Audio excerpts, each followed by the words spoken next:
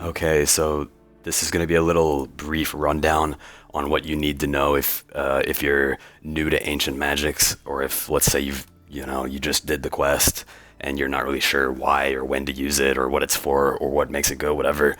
I'm going to tell you what you need to know, and the rest will come like on its own. Okay, so I'm going to tell you the basic fundamentals of ancients. Okay, so here's your spell book, and these teleports are pretty much irrelevant, at least from the spellbook. Like, I'm not even going to talk about them much in this video. If you need these for whatever reason, um, nobody runs around on ancient magic spellbook so that they can use these. It's just not really like a thing. You put them in your teleport nexus if you find yourself going there a lot. But for the purpose of this video, it's not really necessary. So there's 4 types of combat spells for ancient magics: smoke, shadow, blood, and ice. Now, okay, disclaimer, take everything I say with a grain of salt, but I'm trying to simplify this shit to the fucking basics, okay? Okay, smoke and shadow, they don't really fucking matter. Occasionally you use these during some bosses and stuff, but 90% of the time ancient magics is talking about ice and blood. Okay, so there's the single combat spells and the multis. The blitzes and the rushes are both, they attack a single enemy like a typical spell would do. The blitzes are pretty much just more powerful versions of the rushes. They outclass them. Same with the barrages. They're just more powerful versions of the bursts. Otherwise, they have the same mechanics and stuff. They don't do anything different. They just have higher max hits, and you need a higher level. So you should pretty much use barrage over burst. Sometimes people burst because it saves money, it uses less money, but that's just preference. But mechanically, they work the same. So that being said, you're gonna need a good way to get to your spell book. That's the number one thing to focus on before you start wondering how to kill a bunch of shit. Is before you bite off more than you can chew, you need to work on getting an altar in your house that lets you swap. So if you don't have this, start working on it, but use a friend's house in the meantime, or hop to a house party world and use somebody else's altar so that it'll make it real easy. Okay, now that you're on Ancients, you don't have your normal teleports that you're normally used to. So make sure you have tablets that you can carry around. I used to carry around Karend Castle teleport tabs and stuff. Places that you are gonna need to go on. Teleport tablets for spells on other spell books and stuff like that. Or make sure you have a nexus so that you're not hindered by only having these. So this is a combat spell book, so let's talk about weapons that are useful. So not everything can autocast ancients, but your ancient staff from the quest, that one's fine. I used the Dragon Hunter wand a whole lot. I used the Master wand a lot too. I never had a Kodai wand, but all these can autocast. The Blue Moon Spear is pretty cool. I never really used the full set, but you don't need the full set. You can just use the spear. It does something. Maybe you can figure that out. But I'm treating this as if it's just a regular spell. Regular staff. So one thing that people don't really know is that casting on defense mode it doesn't affect your DPS, because this isn't a powered staff.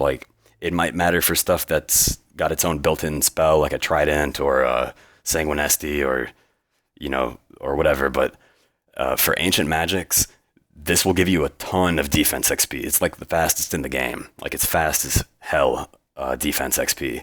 So if you want if you want defense XP, you should definitely be casting on this.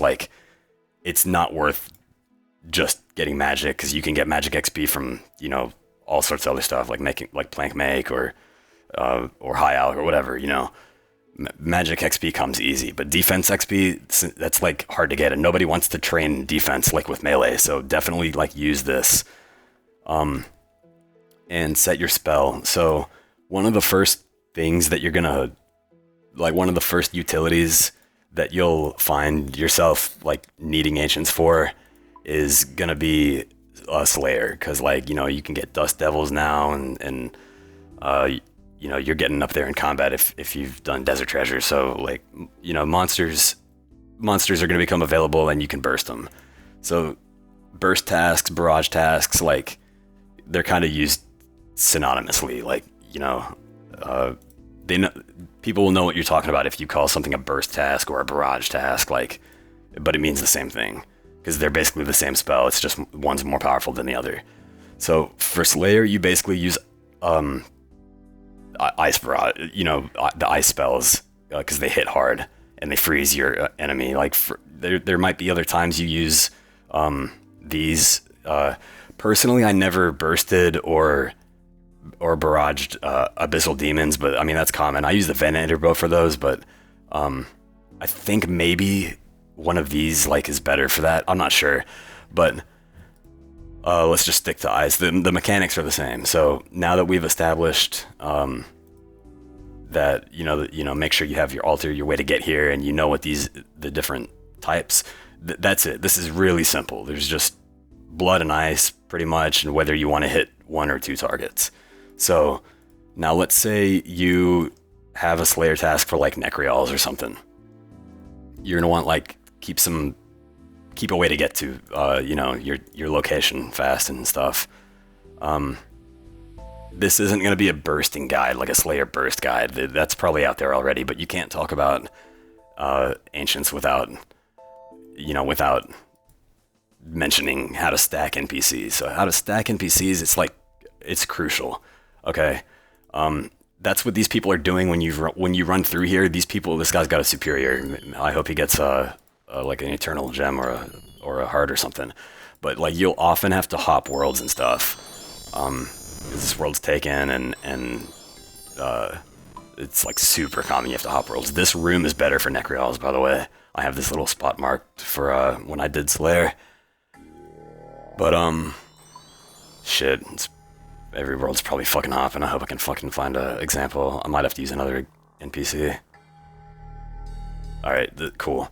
So the basic fundamental is you want to get aggro on these things, okay? So you're in multi-combat, so make sure you just keep this on because you'll get fucking wrecked. So one way to do it is you grab some darts. These cost like 6 GP each, and then you can like attack a whole bunch at one time.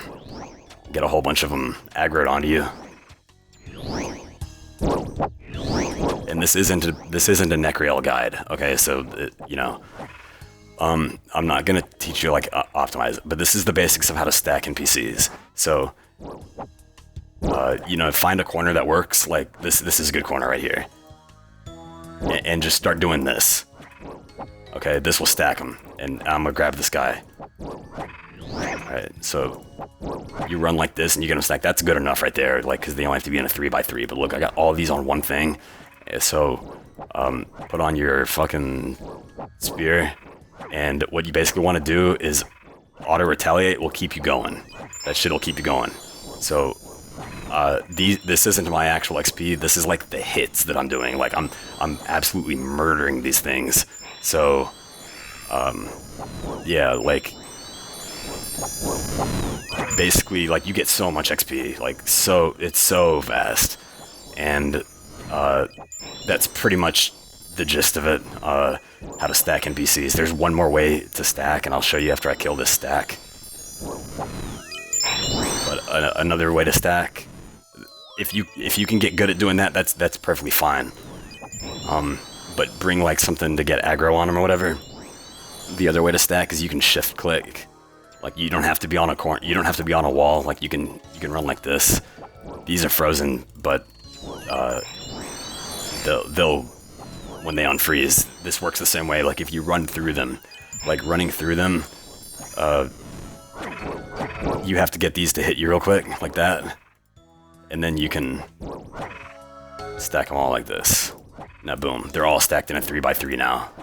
So that works too.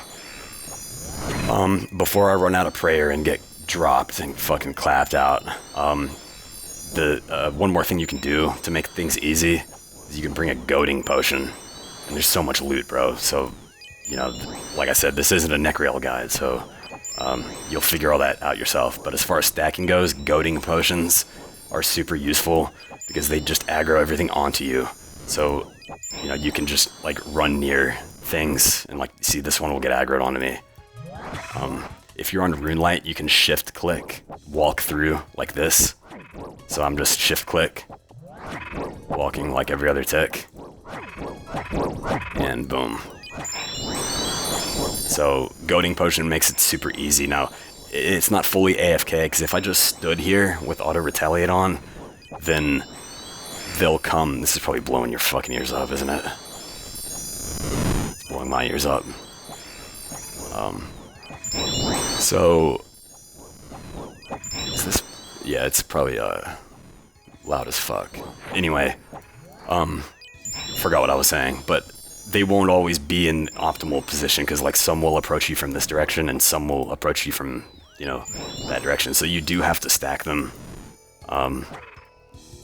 You know, I'm using shift. I'm holding shift and walk through. So this is, if you hop worlds, you just watch what other people do. They're doing this right here. And some people turn auto retaliate off and on. They toggle it like as they're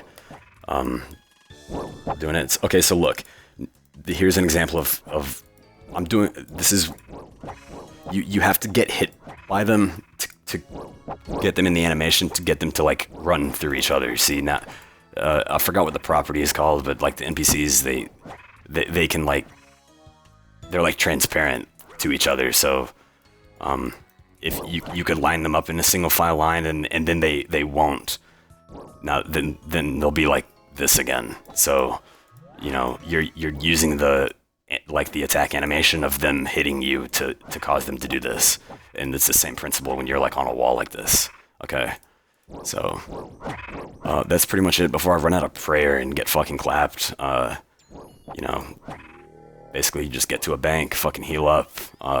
By the way, if you're in the catacombs, make sure you're using a Ash Sanctifier or Bone Crusher, because like you're just killing so many NPCs so fast that the experience like adds up and stuff. So like I would bring an Ash Sanctifier, and you know, it also makes you feel like forget about the loot, like focus on the XP. Like the XP is so fucking fast. So always burst and barrage when you get a chance. Now there's other reasons to use blood spells, for example. You don't really use those in Slayer except to like extend trips. Like people will take blood spells to Kraken, and you can cast, you know, you can cast on the tentacles and stuff in between fights to basically negate the need for food. And it's also super useful because like if you're in a multi-combat area, this isn't multi-combat, but if it was and you cast this, like you just heal so much HP. I should have showed you on the neck rails. Like I could show you, but you get the idea, because it's an area effect, so this will still hit all of them and it'll heal you like a ton. So pretty much it. I don't want to make this video any longer than it needs to be, so yeah, let me know if you have any questions. I forgot to mention one thing. If your Slayer helmet isn't imbued by now, then now's the time to imbue it, because you need that bonus. It's absolutely mandatory at this point. When you're barraging and bursting on Slayer tasks, obviously this needs to be imbued, and you shouldn't do it. You shouldn't proceed until you imbue it.